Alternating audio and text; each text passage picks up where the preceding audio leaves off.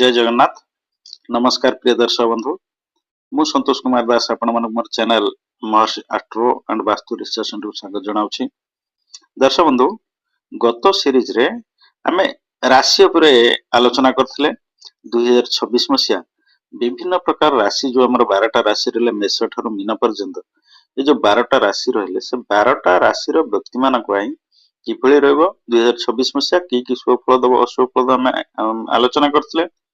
ये जो सीरीज आमे आरंभ करिबा एठी आमे आलोचना करिबा लग्न विषय, मेष लग्न ठारू मीन लग्न पर्यंत जो 12टा लग्न रहला, जो 12टा राशि 12टा लग्न, ये जो 12टा लग्न रहला मेष वृष मिथुन कर्कट सिंह कन्या तुला बिच्छा धनु मकर कुंभ मीन, ये जो 12टा लग्न रहला ये लग्नर व्यक्ति मानकर सपोज मेष लग्न व्यक्ति मान 2026 मसीहा केमती रह, वृष लग्न ये जो लग्न ये लग्न रे जन्म होता व्यक्ति मानकर 2026 मसीहा केमती रह कि सुफल दब असफल दब आम से विषय आलोचना करबा।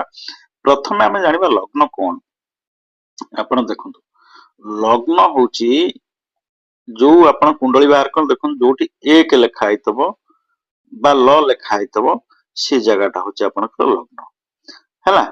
एक लेखा आइतबो ए जो एक लेखा आइतबो किबा सेठी गोटे ल लेखा आइतबो लग्न, एटा हला लग्न हैला। लग्न कोन, लग्नर गुरुत्व कोन, विशेषत्व कोन ना लग्न हला संपूर्ण कुंडलीर हेड ऑफिस। आमे जेमती आम ओडिसा रो मुख्य के हले मुख्यमंत्री हैला, इलेक्टेड सिलेक्टेड हले राज्यपाल, तो विशेष कर बेसी पावर होची मुख्यमंत्री कर हैला। जेमती ओडिसा रो मुख्य हले मुख्यमंत्री एवं मुख्यमंत्री का कार्यालय हला से हेड ऑफिस। से लग्न हला आपनकर हेड ऑफिस संपूर्ण कुंडलीर लग्न जोठी ल लेखा तो एक लेखा तो सेटा होची आपनकर कुंडलीर मुख्य घर हैला। एवं लग्नाधिपति जो लोग आपन सपोज मेष लग्न रे जन्म होइछथि, मेष लग्न रो लग्नाधिपति किए से ना मंगल, मेष राशि रे जे से मेष लग्न रो हैला। ये सब राशि गुडा जो 12टा राशि रहला से ये जो 12टा राशि जो रहिला 12टा घर, से घर रो नाम जे विभिन्न राशि नाम रे से घर रो नाम को नामित करा जायछि हैला। जो मेष घर रो मालिक किए ना मंगल, तेणु जो माने मेष लग्न आकला मेष लग्न एक नंबर बाल लेखा आइछि एठी जो जगह रे एटा मेष लग्न हैला, मेष घर लेखा आइछि तेणु मेष लग्न। तेणु मेष लग्न रो लग्नाधिपति ले मंगल, त माने जो व्यक्ति जन्म होइचंती मेष लग्न रे तांकर मालिक के हला मंगल।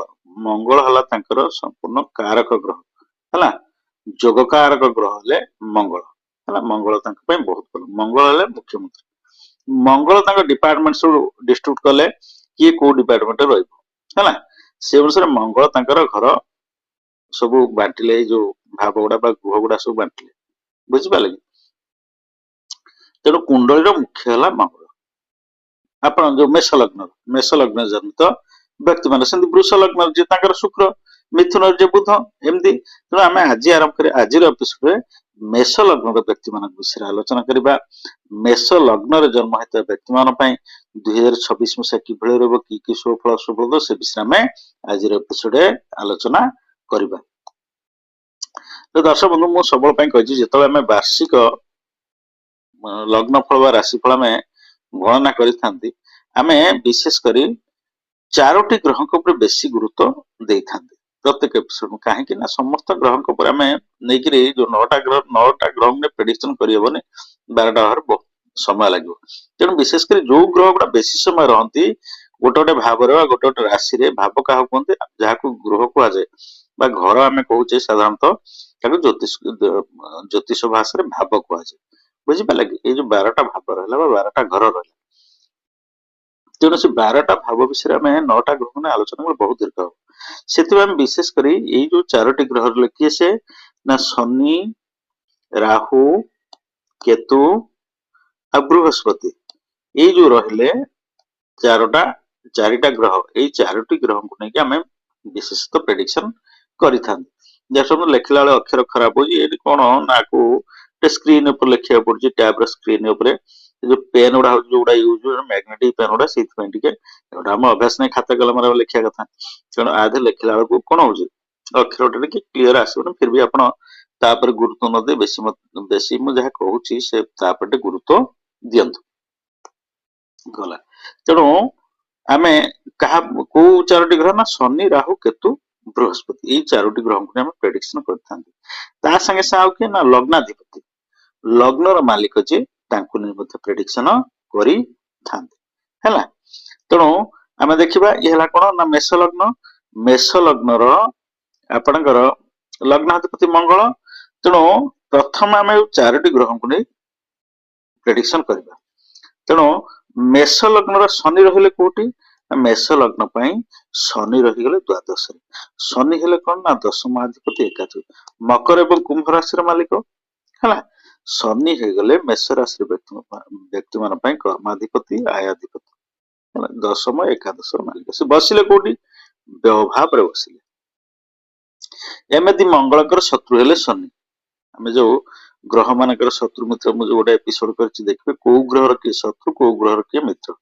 ତ ମେଷ ରାଶି ପାଇଁ ଶନି ପ୍ରାୟତଃ ଭଲ ନୁହଁ। ତେଣୁ ଏଠୁ ଯେହେତୁ ଏତେ ଖରାପ ଖରାପ କୁଣ୍ଡଳରେ କେନ୍ଦ୍ର ଏବଂ ତ୍ରିକୋଣ ଛାଡିଦେଲେ ବେଶୀ ଖରାପ ହଉଛି 6, 8 ଏବଂ 12 ଏଇ ତିନିଟା ଖରାପ। ଏଇ ତିନିଟା ରାଶିର ରାଶିଧିପତି ଯେ ସେ କୁଣ୍ଡଳୀ ପାଇଁ ଟିକେ ହାନିକାରକ ହେଇଥାନ୍ତି।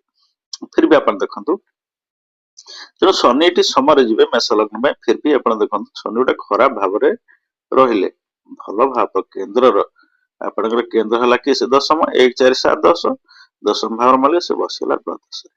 ତ ଆପଣଙ୍କୁ ଶନି କଣ କରିବ? ବ୍ୟୟ କରିବ, ବହୁତ ବ୍ୟୟ କରିବ ହେଲା। ଆପଣଙ୍କୁ ମେଷ ଲଗ୍ନର ଲଗ୍ନ ଆପଣ ଦେଖ ଆପଣ କୁଣ୍ଡଳୀ ବାହାର କଣ ଯୋଉ ଜାତକରେ ଆପଣଙ୍କର ଯୋଉଠି 1 ଲେଖା ହେଇଥିବ ସିଏ ହଉଛି ଆପଣଙ୍କର ଲଗ୍ନ। ତେଣୁ ଯୋଉମାନଙ୍କର ମେଷ ଲଗ୍ନ ହେଇଥିବ ସେଇମାନେ ଦେଖନ୍ତୁ। ତେଣୁ ମେଷ ଲଗ୍ନ କଲେ ଯୋଉଠି 1 ମେଷ ଘରେ 1 ଲେଖା ହେଇଛି ବା ଲ ଲେଖା ହେଇଛି ସିଏ ହେଇଯାଉଛି ଆପଣ ଲଗ୍ନ ହେଲା। ତେଣୁ ମେଷ ଲଗ୍ନ ବ୍ୟକ୍ତି ଶନି ରହିଲେ ଦ୍ୱାଦଶ ଭାବରେ ଆପଣଙ୍କୁ ବ୍ୟୟ କରେଇବେ, ଖର୍ଚ୍ଚ କରେଇବେ, ବହୁତ ଖର୍ଚ୍ଚ କରିବେ ଆପଣଙ୍କୁ। ତାପରେ ଶନି ବ୍ୟୟ ଭାବ ଦେଖିଲେ କୋଉଠି ନା ତୃତୀୟ ଦୃଷ୍ଟି ଦ୍ୱିତୀୟ ଭାବକୁ ଦେଖିଲେ। ଶନିଙ୍କର 3ଟା ଦୃଷ୍ଟି। ଶନି ଯୋଉ ରାଶିରେ ରହିବ ବା ଯୋଉ ଭାବରେ ରହିବ ସେ ଭାବରେ ଆପଣଙ୍କୁ ଫଳ ଦେବା ସଙ୍ଗେ ସଙ୍ଗେ ସେଠୁ କଣ ତୃତୀୟ, ସପ୍ତମ ଏବଂ ଦଶମ ରାଶି ଏଇ 3ଟା ରାଶିକି ଦେଖେ ବା 3ଟା ଭାବକୁ ଦେଖେ। ଶନି ତୃତୀୟ ଦୃଷ୍ଟି କୋଉ ଭାବକୁ ଥିଲା? ଧନ ଭାବକୁ ଦେଖିଲା। ତେଣୁ ପଇସା ପତ୍ର ବହୁତ ତଙ୍ଗି, ପଇସା ପତ୍ର ବହୁତ ସମସ୍ୟା ଆପଣଙ୍କୁ ସୃଷ୍ଟି କରି ଗୋଟିଏ ପଇସା ସଞ୍ଚୟ କରେଇଦବ ନାହିଁ। ଧନ ଭାବଟାକୁ ଦେଖିଲା ବ୍ୟୟ ଭାବରେ ବସିକିରି। ତେଣୁ ଗୋଟିଏ ପଇସା ଆପଣ ସଞ୍ଚୟ କରେଇଦବ ନାହିଁ, ଆପଣ ବ୍ୟୟ କରେଇବ ବହୁତ। ବୁଝିପାରିଲେ କି? ତେଣୁ ଥାନା ଫାଣ୍ଡି କୋର୍ଟ କଚେରୀ ଆଦିରେ ଆପଣଙ୍କୁ ଖର୍ଚ୍ଚାନ୍ତ କରେଇବ। ଆପଣଙ୍କୁ ଗୃହ ପରିବର୍ତ୍ତନ ବା ଗମନ ଘରଠାରୁ ଆପଣ ଜନ୍ମଭୂମି ଠାରୁ ଆପଣ ଦୂରକୁ ଟିକେ ଯିବେ, ଗମନ କରିବେ, ଯାହାକୁ ଆମେ କହୁଛୁ ବିଦେଶ ଗମନ। ବିଦେଶ ଗଲେ ତ ଆମେ ଯୋଉମାନେ ବିଦେଶ ଗମନ ମାନେ ଯୋଉମାନେ ଫରେନ୍ ଯିବା ପାଇଁ ପ୍ଲାନିଂ କରିଛନ୍ତି ହାୟର ଷ୍ଟଡି ପାଇଁ ହବ ବିଜନେସ ପର୍ପଜରେ ଯୋଉଥିପାଇଁ ଟୁର ପର୍ପଜରେ ଯୋଉଥିପାଇଁ ଯିବାକୁ ଚାହୁଁଛନ୍ତି ନିଶ୍ଚିନ୍ତ ସେମାନେ 2026ରେ ସଫଳତା ମିଳିବ। ଆଉ ଯୋଉମାନେ ଚାହୁଁନାହାନ୍ତି ମୁଁ ଯଦି କହିଦେବି ଆପଣଙ୍କୁ ଆପଣ ବିଦେଶ ଯିବାର ଅଛି ଏ ବର୍ଷ ତ ଆପଣ ମେଷ ଲଗ୍ନର ଯେତେ ବ୍ୟକ୍ତି ଯୋଉମାନେ ବିଦେଶ ଯିବା ପ୍ଲାନିଂ କରି ସେମାନେ ଆମେ ବିଦେଶ ଯିବୁ ସେମିତି ନାହିଁ। ଯୋଉମାନେ ପ୍ଲାନିଂ କରୁଛେ ସେମାନେ ସକ୍ସେସ ହେବେ ନିଶ୍ଚିତ ଭାବରେ। ଆଉ ବିଶେଷ କରି ଆପଣଙ୍କୁ ବିଦେଶ ଗଲେ ଫରେନ୍ ଟୁର ଖାଲି ବୁଝାଏନି। ଆମେ ଏମିତି ଯଦି ସହରରୁ ଗାଁକୁ ଯାଉଛୁ ବା ସହରରେ ଗାଁରୁ ଆସି ସହରରେ ଅଛୁ ବା ସହରରୁ ଆମେ ତ ଫେରୁଛୁ ଗାଁକୁ ମୁମ୍ବାଇ ହଉ କି ଦିଲ୍ଲୀ ହଉ ଯୋଉଟା ବାହାରେ ରହୁଛେ ଆମେ ତ ଫେରୁଛେ ଗାଁରେ କହୁଛନ୍ତି ତ ପୁଅ ବିଦେଶରୁ ଆଇଛି। ତେଣୁ ବିଶେଷ କରି ଆମେ ଦୂର ଜାଗାକୁ ଆମ ଘର ପାଖକୁ ନିଶ୍ଚିନ୍ତ ଭାବରେ ଦୂର ଜାଗାକୁ ବାହାର ଷ୍ଟେଟ ହଉ କି ବାହାର ଡିଷ୍ଟ୍ରିକ୍ଟ ହଉ ଆମକୁ ଆପଣଙ୍କୁ ଯିବାକୁ ସୁଯୋଗ ମିଳିବ ହେଲା। ସ୍ଥାନାନ୍ତର ସୁଯୋଗ ଅଛି ଏବଂ ବ୍ୟୟ ଆପଣଙ୍କୁ ବହୁତ ବ୍ୟୟ କରିବ ଏବଂ ଥାନା ଫାଣ୍ଡି କୋର୍ଟ କଚେରୀ ଆଠରୁ ଦୂରେଇ ରହିବେ। ତାପରେ ଆମର ଶନି ଦେଖିଲେ ଦ୍ୱିତୀୟ ଧନ ଭାବ ଦେଖିଲେ ନିଶ୍ଚିତ ଭାବରେ ଆପଣ ଧନରେ ପଇସାରେ ନିଶ୍ଚିତ ବାଧା ସୃଷ୍ଟି ହେବ। ଆପଣ ଗୋଟେ ପଇସା ସଞ୍ଚୟ କରିପାରିବେନି, ପଇସା ସଞ୍ଚିତ ରହିବନି, ଖର୍ଚ୍ଚ ହେଇଯିବ। ପରିବାର ଟିକେ କନ୍ଦଳ ଦେଖାଦବ, ଯେହେତୁ ପରିବାର ଭାବ ଆକୁ ଧନ ଭାବ ପରିବାର ଭାବ ବି କହନ୍ତି। ତେଣୁ ପରିବାର ଟିକେ କନ୍ଦଳ ଦେଖାଦବ, ପରିବାର ଟିକେ ମନମାଳିନ୍ୟତା ଦେଖାଦବ। ଯୋଉମାନେ ଆମ ରିଲେଟିଭସ ରହିଲେ, ଯୋଉମାନେ ଆପଣ ବନ୍ଧୁବାନ୍ଧବ ସମ୍ପର୍କୀୟ ରହିଲେ ସେମାନଙ୍କ ସାଙ୍ଗରେ ଆପଣ ଟିକେ ସମ୍ପର୍କ ଖରାପ ହବ ହେଇପାରେ 2026 ମସିହାଟା। ବୁଝିପାରିଲେ କି? ତାପରେ ଶନି ସପ୍ତମ ତୃତୀୟ ଦୃଷ୍ଟି ହେଲା ସପ୍ତମ ଦୃଷ୍ଟି କୋଉ ଭାବ? ଷଷ୍ଠ ଭାବକୁ ଦେଖିଲେ, ଋଣ ଭାବକୁ ଦେଖିଲେ, ରୋଗ ଭାବକୁ, ଶତ୍ରୁ ଭାବକୁ ଦେଖିଲେ। ତେଣୁ ଏଇ ସମୟରେ ଆପଣଙ୍କ ଶତ୍ରୁତା ସୃଷ୍ଟି 2026ଟା ଆପଣଙ୍କ ପାଇଁ ଶତ୍ରୁର ବର୍ଷ ବହୁତ ଶତ୍ରୁ ଆପଣଙ୍କର ସୃଷ୍ଟି ହେବେ। ଆପଣ ପଛରେ ହଉ ସାମ୍ନାରେ ହଉ ଆପଣଙ୍କ ବିରୁଦ୍ଧରେ କୁଚାରଟନା କରିବେ, ସାମ୍ନାରେ ଆପଣଙ୍କ ସହିତ ଯୁକ୍ତି ତର୍କ ଝଗଡ଼ା ଝାଟି ଏସବୁ ହବାର ସମ୍ଭାବନା ଅଛି। ଆପଣ ଲୋନି ଯେହେତୁ ଋଣ ଭାବଟାକୁ ଶନି ଦେଖିଲା ତେଣୁ ଆପଣ ଲୋନି କରେଇଦବ, ଆପଣଙ୍କୁ ଖର୍ଚ୍ଚାନ୍ତ କରିବ ଆପଣ ଧାର ଉଧାର କରିଦେବ, ହାତ ଉଧାର ହେବ। ଯଦି ଆପଣ ଆଉ ଗୋଟେ ପ୍ଲସ୍ ପଏଣ୍ଟ, ଯୋଉମାନେ ବିଜନେସ୍ କରୁଛନ୍ତି, ଲୋନ୍ ପାଇଁ ଟ୍ରାଏ କରୁଛନ୍ତି ବା ଗାଡି ଘୋଡା କିଣିବା ପାଇଁ ଲୋନ୍ କିଣିବା ପାଇଁ ଟ୍ରାଏ କରୁଛନ୍ତି, ସେମାନଙ୍କୁ ନିଶ୍ଚିତ ସକ୍ସେସ୍ ମିଳିବ। ଲୋନ୍ ହିଁ କରିଦେବେ ଆପଣ। ଲୋନ୍ ଏଇଟା ହଉଛି ପଜିଟିଭ, ଯେ ମୁଁ ବିଜନେସ୍ କରି ଆପଣ ଦରକାର ଲୋନ୍ ଆପଣ ଚାହୁଁଛନ୍ତି, ଲୋନ୍ ହେଇଯିବ। କିନ୍ତୁ ଆପଣଙ୍କୁ ଏଠି କଣ ହବ ନା ଶତ୍ରୁ କରିଦେବ, ଲୋନ୍ କରିଦେବ, ଦରକାର ନାହିଁ, ଅତି ଦରକାର ଆପଣ କାହା ପାଖରୁ ଧାର ଉଧାର ଏସବୁ ଆପଣଙ୍କୁ କରି ଦବ, ଶତ୍ରୁତା ସୃଷ୍ଟି କରିବ ଲୋକମାନଙ୍କ ମଧ୍ୟରେ ଆପଣଙ୍କର।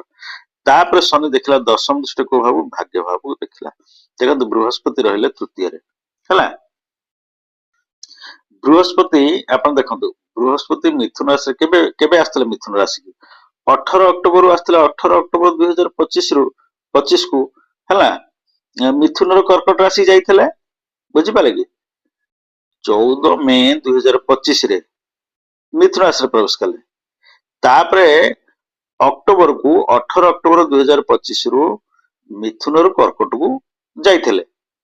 ତାପରେ କର୍କଟରୁ ବକ୍ରି ହେଇକି ଚାଲିଲେ ପୁଣି ମିଥୁନ। ମୁଁ କହିଛି ଏ ବର୍ଷ ବୃହସ୍ପତିର ବିଚିତ୍ର ଗତି ଅଛି। କର୍କଟରୁ ପୁଣି ଫେରିଲେ ମିଥୁନ ରାଶିକି ହେଲା। କେବେ ନା 11 ମାର୍ଚ୍ଚ 2026 ପର୍ଯ୍ୟନ୍ତ ସେ ରହିବେ। କର୍କଟରୁ ପୁଣି ଫେରିଲେ, କର୍କଟରୁ ବକ୍ରି ହେଇକିରି 5/12/2025 ରେ 5 ଡିସେମ୍ବର ଏଇ ଡିସେମ୍ବର 5 ତାରିଖ ପୁଣି ବକ୍ରି ହେଇକିରି ଆସିଲେ କୋଉଠିକି? ପୁଣି ମିଥୁନ ରାଶିକି ଆସିଲେ। ମିଥୁନ ରାଶିରେ ବକ୍ରି ରହିବେ କେ ଯାଏ ନା 2 ଜୁନ 2026 ପର୍ଯ୍ୟନ୍ତ ଆପଣ ମାର୍ଗୀ ରହିବେ। 11 ମାର୍ଚ୍ଚ 2026 ପର୍ଯ୍ୟନ୍ତ ବକ୍ରି ରହିବେ। ମାର୍ଚ୍ଚ ମାସ 11 ଯାଏ ମିଥୁନରେ ବକ୍ରି ରହିବେ। ପୁଣି ବକ୍ରି ହେଇକିରି ମାର୍ଗୀ। ବକ୍ରି ମାର୍ଗୀ କଣ ମୁଁ ରାଶି ଫଳରେ ବି ପ୍ରେଡିକ୍ସନ ସେଥିରେ ବି କହିଛି। ଆପଣ ଗୋଟେ ଏପିସୋଡ କରିଛି, ଆପଣ ତା ଦେହରେ ଦେଖିବେ। ବକ୍ରି ଗ୍ରହ କଥା କହିଲା ବେଳେ ପୁଣି ଆଉ ଦୀର୍ଘ ହବ ଭିଡିଓ। ଆପଣ କୁଣ୍ଡଳୀରେ କୋଉ ଗ୍ରହ ବକ୍ରି ଅଛନ୍ତି ସେଇଟା ଆପଣ ସେ ଯୋଉ ବକ୍ରି ଗ୍ରହ ଉପରେ ଯୋଉ ଏପିସୋଡ ତାକୁ ଦେଖିଲା ପରେ ଜାଣିପାରିବେ ଆପଣଙ୍କର କୁଣ୍ଡଳୀରେ କୋଉ ଗ୍ରହ ସବୁ ବକ୍ରି ଅଛନ୍ତି, ବୁଝିପାରିଲେ କି? 11 ମାର୍ଚ୍ଚ 2026 ପର୍ଯ୍ୟନ୍ତ ବକ୍ରି ରହିବେ କୋଉଠି? ମିଥୁନରେ ହେଲା। ତେଣୁ 11 ମାର୍ଚ୍ଚ 26 ପର୍ଯ୍ୟନ୍ତ ବକ୍ରି ରହିବେ। ତାପରେ 12 ମାର୍ଚ୍ଚକୁ ପୁଣି ମାର୍ଗୀ ହେବେ ହେଲା। ବକ୍ରି କଲେ ଓଲଟା ଚାଲିଲେ, ପୁଣି ମାର୍ଗୀ ହେବେ। ମାର୍ଗୀ ହେଇକିରି କେବେ ଆସିବେ ନା 2 ଜୁନ 2026 ଯାଇ କର୍କଟ ରାଶିକି ଆସିବେ ହେଲା। ତେଣୁ ବର୍ତ୍ତମାନ ଅଛନ୍ତି କୋଉଠି ନା ଆମେ ଜାଣିଲେ ବର୍ତ୍ତମାନ ମିଥୁନ ରାଶିରେ ଅଛନ୍ତି, ବକ୍ରି ଅଛନ୍ତି। ତେଣୁ ବକ୍ରି ଗ୍ରହ ପ୍ରାୟତଃ ଶୁଭ ଫଳ ଦିଅନ୍ତି ନାହିଁ। ଖାଲି ଗୋଟେ ଇଏ ଗୋଟେ ଆପଣଙ୍କର ରିଭର୍ସ ଗିୟରରେ ଯୋଉ ଗାଡି ଚାଲିବ ଏତେ ସ୍ପିଡରେ ଚାଲିପାରିବ କି? ତେଣୁ ବକ୍ରି ଗ୍ରହ ପ୍ରାୟତଃ ଶୁଭ ଫଳ ଦିଅନ୍ତି ନାହିଁ। କମନଲି ଆମେ କହିବାକୁ ଗଲେ ଅଛି ତାର କୋଉ ଗ୍ରହ ବକ୍ରି ହେଲେ କେମିତି ଫଳ ଦବ ହେଲା, କୋଉ ପୋଜିସନ ବକ୍ରି ହେଲେ କେମିତି ଫଳ ଦବ, ସେଗୁଡା ସବୁ ଅଛି। ତେଣୁ ବୃହସ୍ପତି ଆପଣଙ୍କର 11 ମାର୍ଚ୍ଚ 2026 ପର୍ଯ୍ୟନ୍ତ ବକ୍ରି ରହିବେ ହେଲା। ତେଣୁ ବୃହସ୍ପତି ଦେଖିଲେ ଆପଣଙ୍କର ଭାଗ୍ୟ ଭାବ। ବୃହସ୍ପତି ଆପଣଙ୍କର କୋଉଠି ଦେଖିଲେ ନା ଭାଗ୍ୟ ଭାବକୁ ଦେଖିଲେ, ନବମ ଭାବକୁ ଦେଖିଲେ। ଆପଣଙ୍କୁ ମେଷ ଲଗ୍ନର ଭାଗ୍ୟ ଭାବ ହେଲା ଧନୁ ରାଶି। ତେଣୁ ବୃହସ୍ପତି ନିଜ ରାଶି ଦେଖିଲେ। ତେଣୁ ଏଠି ସିନା ସୁଫଳ ଦେବେନି, ଏଠି ଦୃଷ୍ଟି ଦେଲେ ନିଜ ରାଶିଟା, ଧନୁ ରାଶି ତାଙ୍କ ନିଜ ରାଶି। ତେଣୁ ଯେହେତୁ ମୂଳ ତ୍ରିକୋଣ ରାଶିକି ଭାଗ୍ୟ ଭାବକୁ ଦୃଷ୍ଟି ଦେଲେ। ଏବଂ ଶନି ଦେଖନ୍ତୁ, ଶନି ଆପଣ ଦଶମ ଦୃଷ୍ଟି ଦେଖିଲା, କେତୁ ଆପଣଙ୍କର ପଞ୍ଚମ ଦୃଷ୍ଟି ଦେଖିଲା। ଆଉ ଗୋଟେ କଥା ମନେ ରଖନ୍ତୁ, ଶନିଙ୍କର 3ଟା ଦୃଷ୍ଟି, ଆପଣଙ୍କର ରାହୁ, କେତୁ, ବୃହସ୍ପତି, ଏ 3ଟା ଗ୍ରହଙ୍କର ଆଙ୍କର ବି 3ଟା ଦୃଷ୍ଟି। କଣ? ସପ୍ତମ, ପଞ୍ଚମ ଏବଂ ନବମ ହେଲା। ବୃହସ୍ପତି ଯୋଉ ରାଶି ରହିବେ ସେଠୁ ପଞ୍ଚମ ଭାବକୁ ଦେଖିବେ, ସପ୍ତମ ଭାବକୁ ଦେଖିବେ ଏବଂ ନବମ ଭାବକୁ ଦେଖିବେ। କେତୁ ଯୋଉଠିଲା ସେଠୁ ପଞ୍ଚମ ଭାବ ଦେଖିବ, ସପ୍ତମ ଭାବ ଦେଖିବ ଏବଂ ନବମ ଭାବକୁ ଦେଖିବ ହେଲା। ଦେଖନ୍ତୁ କେତୁ ଆପଣଙ୍କର ଦେଖିଲା କୋଉଠି କି? ଲଗ୍ନକୁ ଦେଖିଲା, ଭାଗ୍ୟ ଭାବକୁ ଦେଖିଲା, ବୁଝିପାରିଲେ କି? ପଞ୍ଚମ ଦୃଷ୍ଟି ଏବଂ ଏକାଦଶ ଭାବକୁ ଦେଖିଲା ସପ୍ତମ ଦୃଷ୍ଟିରେ ହେଲା। ତେଣୁ ବିଶେଷ ପ୍ରଭାବ ରଖ କାହାର? ଶନି କେତୁଙ୍କର ହେଲା। ବୃହସ୍ପତି ନିଶ୍ଚିତ ଭାବରେ ଭାଗ୍ୟ ଭାବ ଦେଖିଲେ, ଯେହେତୁ ଦିଦିଟା ପାପ ଗ୍ରହ ଶନି ଏବଂ କେତୁର ଦୃଷ୍ଟି ହେଲା ଭାଗ୍ୟ ଭାବକୁ, ତେଣୁ ବାପାଙ୍କର ସ୍ୱାସ୍ଥ୍ୟ ପାଇଁ ଆପଣ ନିଶ୍ଚିତ ଟିକେ ଚିନ୍ତିତ ରହିବେ। ବାପାଙ୍କ ସାଙ୍ଗରେ ଆପଣଙ୍କର ମନମାଳିନ୍ୟତା ହେଇପାରେ, ବିଶେଷ କରି ସ୍ୱାସ୍ଥ୍ୟଗତ କାରଣ ବାପାଙ୍କ ସ୍ୱାସ୍ଥ୍ୟଗତ କାରଣ ଆପଣ ଚିନ୍ତିତ ରହିବେ। ଆପଣଙ୍କର समस्त कर्म जो काम आपण करबाकू चाहेबे से काम आपनकर बहुत घोषरा अटर हबो एते सहज रे हबो नाही बृहस्पति दृष्टिला काम आपनकर करई देबे बट केतु एवं शनि ए काम रे रुकावट आपण काम रे डिस्टर्बेंस ऑब्स्टेकल हेबे आपण काम को प्रोग्रेस करई देबे लेट करई शनि रा काम हला विलंब करइबो जेहेतु केतु डला विच्छेदर कारक केतु जे आपनकर अशांतिर कारक केतुर दृष्टिला कामटा को आपण टिके असंतुष्ट होबे काम आपण हेबे आपण चिड़चिड़ हेबे तो लिंगरिंग करेबे काम आपण ऑब्स्टेकल पके करिवे कि शनि एवं केतु हला फिर भी आपण काम हबो काइना बृहस्पतिଙ୍କର शुभ दृष्टि बृहस्पति सप्तम दृष्टि देखले नवम भाव बुझले भाग्य भाव काम आपनकर करे दु तो मार्च मास देखंतु आपण 11 मार्च जे बृहस्पति वक्री रहे बुझि पाले जो कामडा आपनकर हबो तो से मार्गी हेबे 11 12 मार्च मार्गी हेले सेतोळे जे आपण कामडा सब ठीक ठाक हबो तेणु से पर आपण काम लिंगरी हो 11 मार्च पर्यंत हला तापर हम बृहस्पति बृहस्पति जो राशि में कहली बृहस्पति जो राशि रहे से राशि सप्तम पंचम नवम भाव को देखिए शनि सले बृहस्पति आम सप्तम भाव भाग्य भाव को आम प्रेडिक्शन कले बृहस्पति पंचम दृष्टि आप सप्तम भाव को देखिले देखो 1 2 3 4 5 पंचम दृष्टि को भाव को दाम्पत्य भाव को देखिले किंतु राहुटा आपनकर पंचम दृष्टि देखला को सॉरी नवम दृष्टि देखला आपनकर सप्तम भाव को राहु देखो राहुर केते तीनटा दृष्टि 7 5 9 राहु देखो नवम दृष्टि देखला कोठी आपनकर सप्तम भाव हैला तो राहुर दृष्टि रहला बृहस्पति दृष्टि रहला बृहस्पति वक्री अछि 11 मार्च पर्यंत तेणु एठी आपनकर कपल्स लाइफ रे जेहेतु राहुर दृष्टि ला कपल्स लाइफ रे आपनकर झगड़ा झांटीटा लागि रहबो बुझि पलागी राहु केबे आसीबो ना देखो राहु आपनकर 3 मे बेलकू है सॉरी 18 मे बेलकू कुंभ राशि मकर राशि के आसो 18 मे बेलकू बुझे लगे राहु 18 मे को एठी राहु 18 मे को आसला परे जायकरी आपण टिके कपल्स लाइफ रे डिस्टेंस कम जेहेतु राहु नवम दृष्टि देखिला बृहस्पति दृष्टि रहिले भी जेहेतु राहु रो दृष्टिटा रहिला राहु पुणी एटा होची आपण तुला राशि राहु रो दृष्टि रहला एवं बृहस्पति दृष्टि बृहस्पति एटी भल फल देइथांती जेहेतु एटा शुक्रंकर राशि तुला राशि बृहस्पति देखिले भल फल देबे नाही देखो कहि ग्रह गुडा कोडी भल फल दे कोडी खराब फल दे गोटे ग्रह जेतेबेले निज राशि थिबो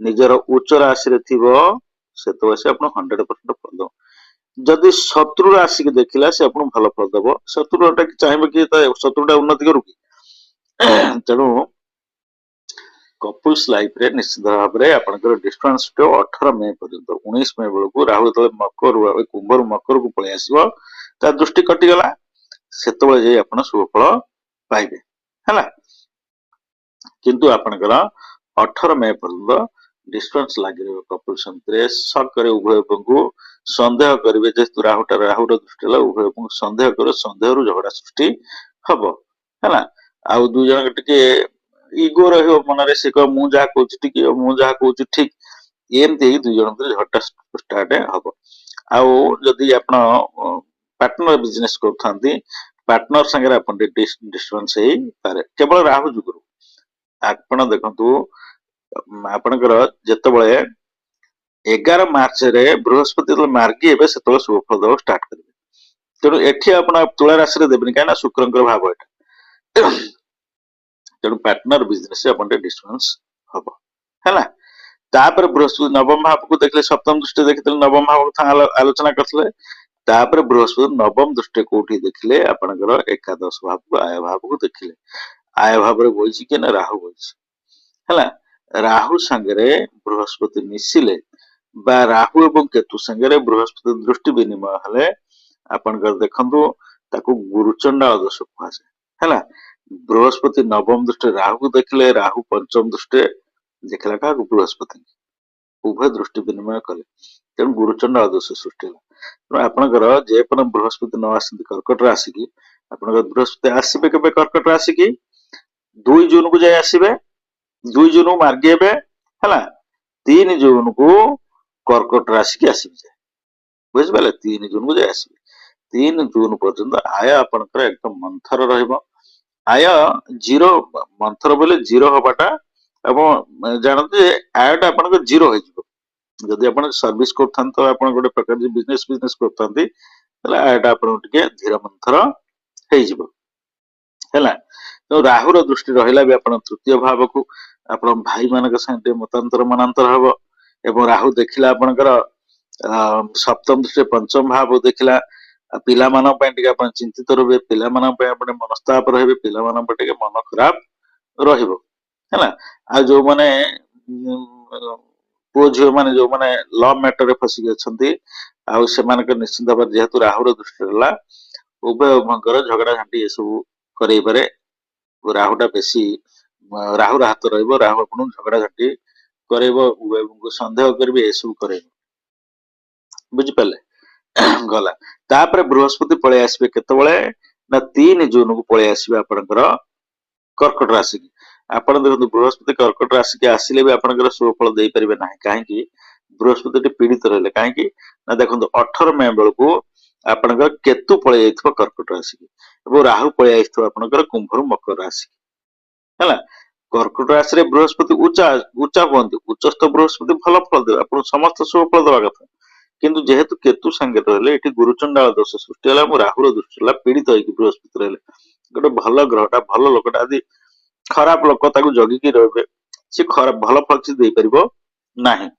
ଯେହେତୁ ଦିଟା ପାପ ଗ୍ରହ ତାକୁ ଘେରିକି ରହିଲେ ତେଣୁ ବୃହସ୍ପତି ଏଠି ବି ଆପଣଙ୍କୁ ଭଲ ଫଳ ଦେଇପାରିବେ ନାହିଁ ଆପଣଙ୍କର ମାଙ୍କ ସ୍ୱାସ୍ଥ୍ୟ ପାଇଁ ଆପଣ ଚିନ୍ତିତ ହେଇପାରନ୍ତି ବୁଝିପାରିଲେ କି ମାଙ୍କ ସ୍ୱାସ୍ଥ୍ୟ ପାଇଁ ଆପଣ ଟିକେ ଚିନ୍ତିତ ରହିବେ ଯେହେତୁ ଚତୁର ମାତୃଭାବ ରହିଲେ ହେଲା ଗୋଟେ ମାଙ୍କ ସ୍ୱାସ୍ଥ୍ୟ ପାଇଁ ଆପଣ ମେଷ ଲଗ୍ନ କଥା କହୁଛି ମେଷ ରାଶି ଆପଣ ଲଗ୍ନ କଥା ଦେଖନ୍ତୁ ମେଷ ଲଗ୍ନ ଯୋଉମାନଙ୍କର ମେଷ ଘରେ 1 ଲେଖା ହେଇଥିବ କି ଲ ଲେଖା ହେଇଥିବ ମେଷ ଲଗ୍ନ ବୁଝିପାରିଲେ କି ତ ଜମିବାଡି ସମ୍ବନ୍ଧୀୟ ସମସ୍ୟା ସୃଷ୍ଟି ହବ ଆପଣଙ୍କର ଯାନବାହନ ଜନିତ ସମସ୍ୟା ସୃଷ୍ଟି ହବ ତାପରେ ବୃହସ୍ପତି ଦେଖନ୍ତୁ ଏଠି ଦେଖିଲେ ଆପଣଙ୍କର ଯୋଉଠି ବୃହସ୍ପତି ସେଠି କେତୁ ଦୃଷ୍ଟି ଦେବ ମୁଁ ବାରମ୍ବାର କହି ଦେଖନ୍ତୁ ବୃହସ୍ପତି ରାହୁ କେତୁ ଏ 3 ଜଣଙ୍କର ସମାନ ଦୃଷ୍ଟି ସପ୍ତମ ପଞ୍ଚମ ନବମ ଆପଣ ବୃହସ୍ପତିଙ୍କ ସାଙ୍ଗରେ କେତୁ ବସିଲା ବୃହସ୍ପତି ପଞ୍ଚମ ଦୃଷ୍ଟି ଅଷ୍ଟମ ଭାବ ଦେଲେ କେତୁ ବି ଦେଖିଲେ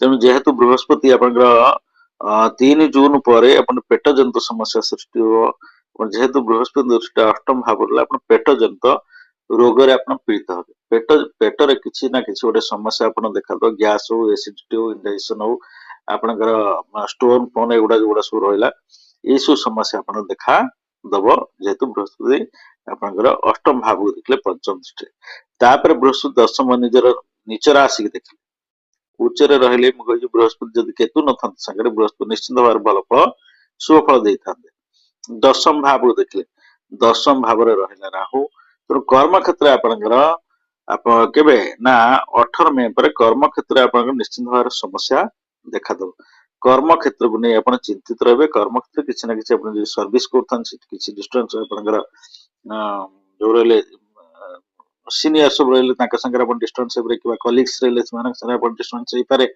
ଏସବୁ ସମସ୍ୟା ଯଦି ଆପଣ ବିଜନେସ କରିଥାନ୍ତି ତ ବିଜନେସ ବି ଟିକେ ମନ୍ଥର ଚାଲିବ ବିଜନେସରେ କିଛି ନା କିଛି ଗୋଟେ ଡିଷ୍ଟର୍ବାନ୍ସ ଆପଣଙ୍କର ହବ କର୍ମ କ୍ଷେତ୍ରରେ ଆପଣଙ୍କର ଡିଷ୍ଟର୍ବାନ୍ସ ହବ ଯେହେତୁ ରାହୁଟା ରହିଲା ଏବଂ ବୃହସ୍ପତିଙ୍କ ଦୃଷ୍ଟି ରହିଲେ ବି କେତୁ ଦେଖିଲା ବୃହସ୍ପତି ଦେଖିଲେ ରାହୁ ରହିଲେ ଗୁରୁଚଣ୍ଡାଳ ଦୋଷ ସୃଷ୍ଟି ହେଲା ବୁଝିପାରିଲେ କି ତାପରେ କେତୁ ଏବଂ ବୃହସ୍ପତି ନବମ ଦୃଷ୍ଟି ଆପଣଙ୍କର ଦେଖିଲେ କୋଉଠି ଦ୍ୱାଦଶ ଭାବ ହେଲା ଦ୍ୱାଦଶ ଭାବ ରହିଲେ ଶନି ତେଣୁ ଏ ସମୟଟା ଟିକେ ଆପଣ ମେ ପରେ 18 ମେ ପରେ ଆପଣ ଟିକେ ସତର୍କତା ଅବଲମ୍ବନ କରନ୍ତୁ କାହା ସାଙ୍ଗେ ବେଶୀ ଯୁକ୍ତି ତର୍କ କରନ୍ତୁ ନାହିଁ କାହା ସାଙ୍ଗେ ଟିକେ ଆପଣ ଝଗଡା ଘାଣ୍ଟି କରନ୍ତୁ ବରଂ ଯାହା କହୁଛି ଚୁପଚାପ ଥାନା ଫାଣ୍ଡି ହବାର ପସିବିଲିଟି ବେଶୀ ଅଛି ଏବଂ ଆପଣ କୌଣସି ଯେହେତୁ ବୃହସ୍ପତି ଦୃଷ୍ଟି ଦ୍ୱାଦଶ ରହିଲା ଶନି ରହିଲେ ଆପଣ ତୀର୍ଥ ପାଇଁ ଆପଣ ତୀର୍ଥାଟନରେ ଯାଇପାରନ୍ତି ଯୋଉ ଆପଣ ବାହାରକୁ ଯିବେ ଆପଣଙ୍କର ବିଦେଶ ଗମନ ତ ବାରମ୍ବାର ବିଦେଶ ଗମନ ଆକୁ କୁହାଯିବନି ଯୋଉମାନେ ଯିବା ପାଇଁ ଚାହୁଁଛନ୍ତି ବଟ୍ ଯୋଉମାନେ ବାହାରକୁ ଯିବାକୁ ଚାହୁଁଛନ୍ତି ଏ ସମୟରେ ସଫଳ ହେବେ ଏଇଥିପାଇଁ ମ୍ୟାକ୍ସିମମ୍ ଆପଣ ଯାଇପାରନ୍ତି ଯେ ତୀର୍ଥାଟନ ଆପଣ ଯାଇପାରନ୍ତି ଦେବତା ଦର୍ଶନ ଯାଇପାରନ୍ତି ଏସବୁର ସୁଯୋଗ 2026 ଆପଣଙ୍କ ପାଇଁ ଆଣିକି ଆସିବ ତ ଦର୍ଶକ ବନ୍ଧୁ आज एपिसोड में मेष लग्न कथा आलोचना कले। नेक्स्ट एपिसोड में वृष लग्न कथा आलोचना करबा। तो दर्शक बंधु आउ गोटे कथा होची जदि आपण आपनकर 2026 मसिया लग्न हिसाब रे मु कहि लग्नटा मतलब लग्न कुंडली विचार करथंदी प्रेडिक्शन टा हमर परफेक्ट आसे हला। तापर द्वितीय कथा आपण सबले मन रखिदा हमर जन्म समय जन्म तारीख निश्चित भाव ठीक रहा दरकार। जदि जन्म समय ठीक कौन आम को जन्म समय आप ओटी भर आजिकल तो सब मैक्सिमम छुआ मु सब कथा कहबी मैक्सिमम छुआ सीजरिंग नहीं जन्म होती। तो जन्म हवा पूर्व भगवान का इच्छा अनुसार जो जन्म पूर्व काटिक बाहर करदे। तेणु जदि पर्टिकुलर टाइम टा आसे पर्टिकुलर टाइम टा प्रेडिक्शन परफेक्ट आपनकर आसीबो। विशेषकर लग्न कुंडली आम जो विचार कर व्यक्ति विशेष भाव जड़े व्यक्ति विषय में तार महादशा अंतरशा कौन से अनुसार हम प्रेडिक्शन करि पारुचे। 2026 मसीहा 2026 मसीहा कि सुफल सुप्रद से विषय जाना चाहते तले मोर जो नंबर दे से नंबर मत कांटेक्ट करूँ। आप वास्तु घर वास्तु दोष कि वास्तु रिमेडीज गुड़ा जो कर वास्तु दोष अच्छी से सब रिमेडीज तार प्रतिकार मो सारे नंबर कांटेक्ट करूँ। न्यूमरोलॉजी अनुसार आप फ्यूचर प्रेडिक्ट करने चाहते ये नंबर मत कांटेक्ट करूँ। तो दर्शक बंधु आज एपिसोड मेष लग्न कथा आलोचना कले। नेक्स्ट एपिसोड में वृष लग्न कथा आलोचना करबा। वृष लग्न व्यक्ति मान 2026 मसीहा कि सुफल सुफल दब से विषय में नेक्स्ट एपिसोड आलोचना करबा।